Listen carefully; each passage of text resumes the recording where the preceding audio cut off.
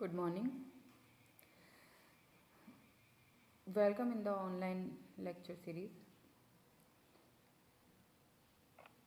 हमने पिछले कुछ लेक्चर्स में सर्कुलेटरी सिस्टम के बारे में हम पढ़ रहे हैं, जिसमें कि हम पैलिमॉन और जो अदर इनवर्टिब्रेट्स हैं उनके सर्कुलेटरी सिस्टम के बारे में पढ़ चुके हैं। आज का हमारा टॉपिक है blood vascular system of Unio या लैमेलिडेंस। तो आज हम ये यूनियो जो है मोलस्का वर्ग के बाइवॉल्विया का मेंबर है और इसमें जो सर्कुलेटरी सिस्टम है ये वेल डेवलप होता है और ओपन टाइप होता है। ओपन टाइप के बारे में हमने पिछले लेक्चर में बात की थी कि इसमें जो ब्लड होता है वो वाहिकाओं में नहीं बहता है। इसमें कुछ साइनसेस पाए जाते हैं जिनके अंदर की ये ब्लड सर्कुलेट होता है। तो इसकी जो मुख्य घटक है या जो मेन इसके अंदर ऑर्गन्स पाए जाते हैं वो है blood, heart, pericardium, arteries, sinuses and veins. तो इसके अंदर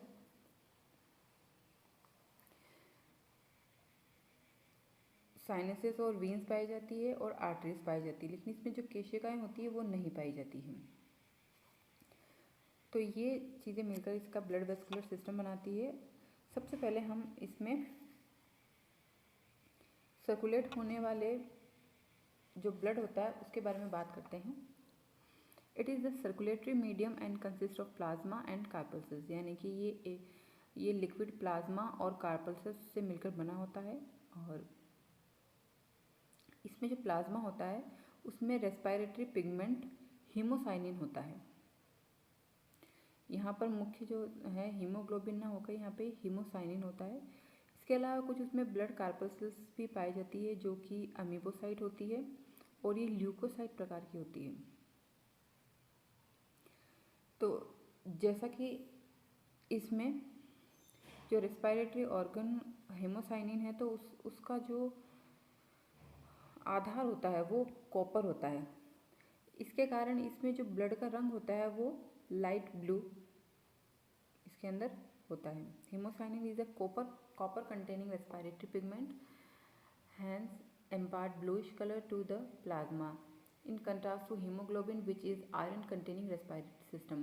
यानी कि जो अन्य लगभग जो सारे जंतु होते हैं उनमें रेस्पिरेटरी पिगमेंट जो होता है हीमोग्लोबिन होता है और वो आयरन कंटेनिंग होता है, लेकिन उसकी तुलना में यहाँ पर हीमोग्लोबिन के स्थान पर हीमोसाइनिन पाया जाता है जो कि कॉपर कंटेनिंग रेस्पिरेटरी पिगमेंट होता है। However, some bivalves like Ceylon possess hemoglobin as respiratory pigment, यानी कि कुछ बाइवॉल्व इस मोलस्का के ही सदस्य होते हैं जिनमें कि रेस्पिरेटरी पिगमेंट के रूप में हीमोग्लोबिन पाया जाता है, परंतु यहाँ हम जिस एनिमल की बात कर रहे हैं, यूनियो की बात कर रहे हैं, उसमें रेस्पिरेटरी पिगमेंट हीमोसाइनिन ही पाया जाता है। इनमें जो ल्यूकोसाइट होती है वो ग्रैन्युलर या नॉन ग्रैन्युलर नेचर की होती है और इसमें जो ये श्वेत कणिकाएं होते हैं WBC ये दो प्रकार की होती हैं, कणिकीय यानी कि ग्रैन्युलर और नॉन ग्रैन्युलर। और यदि हम यहाँ पर फंक्शंस की बात करें, the blood perform its usual function to distribute of oxygen and nutrients to the parts of the body and carbon dioxide and nitrogenous based product to the desired organs. यानी कि अगर हम इनके फंक्शंस की बात करें तो जो भी एक रक्त के सामान्य जो फंक्शन होते हैं, जो उसके कार्य होते हैं, जैसे कि पोषक तत्व या ऑक्सीजन, कार्बन डाइऑक्साइड और कुछ जो मेटाबॉलिक जो पदार्थ होते हैं उनको ट्रांसपोर्ट करना, उनको एक स्थान से दूसरे स्थान पर ले जाना, ये इनके ब्लड के प्रमुख कार्य होते हैं। अब आगे हम बात करते हैं हार्ट और पेरिकार्डियम की। इसमें जो हार्ट होता है,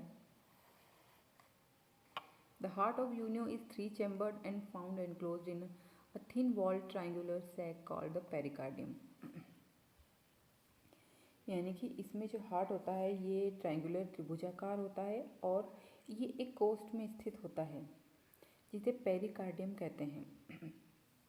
हार्ट यहाँ पर मस्कुलर होता है, 3 चैम्बर्ड होता है और 3 जो चैम्बर होते हैं उनमें 2 ऑरिकल्स और 1 वेंट्रिकल यहाँ पर पाया जाता है।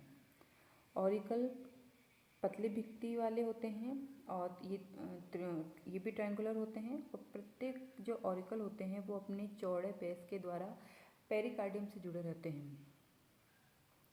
प्रत्येक ऑरिकल ऑरिक्यूलो वेंट्रिकुलर अपर्चर के द्वारा वेंट्रिकल में खुलता है और इस छिद्र पर एक वाल्व होता है जो कि केवल वेंट्रिकल की ओर ही खुलता है। दोनों जो ऑरिकल होते हैं उनमें गिल्स, किडनी और मेंटल से ब्लड आकर कलेक्ट हो जाता है और यहाँ से ये वेंट्रिकल में चला जाता है।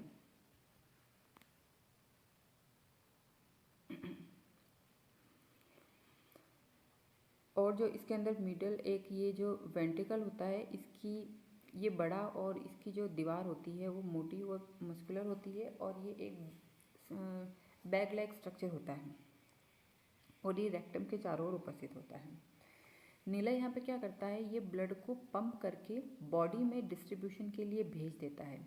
यहाँ पर यदि हम इसके हार्ट बीट की बात करें तो ये प्रति मिनट 2200 होती है।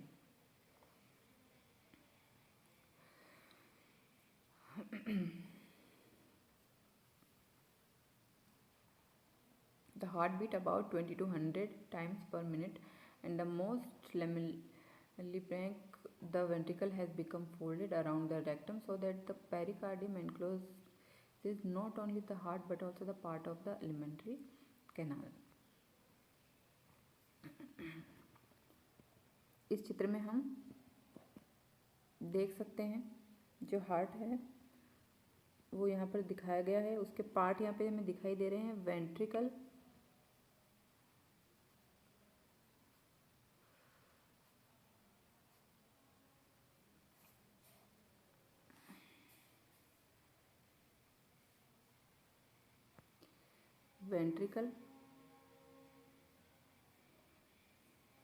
और यहाँ पर प्रेजेंट है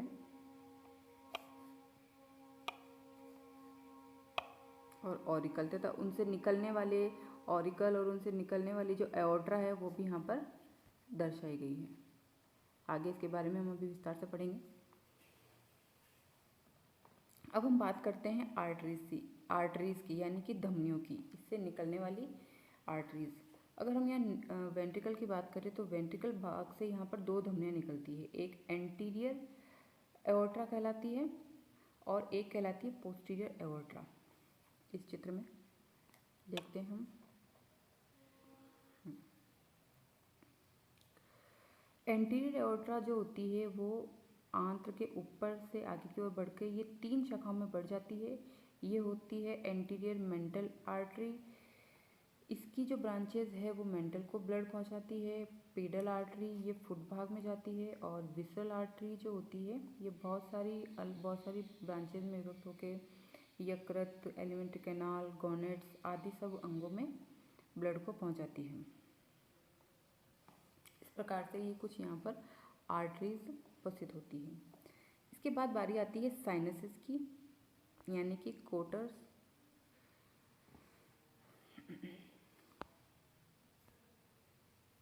और उसके बाद में कुछ इसमें वीन्स भी पाई जाती है।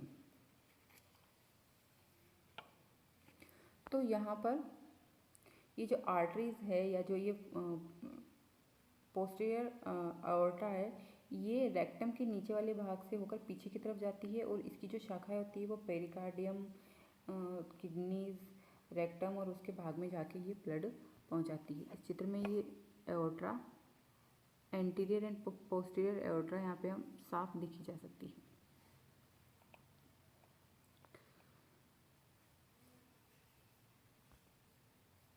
तो इसके आगे के बारे में जो साइनसेस और वीन्स है या जो ब्लड सर्कुलेशन का पार्ट है वो हम नेक्स्ट लेक्चर में पढ़ेंगे।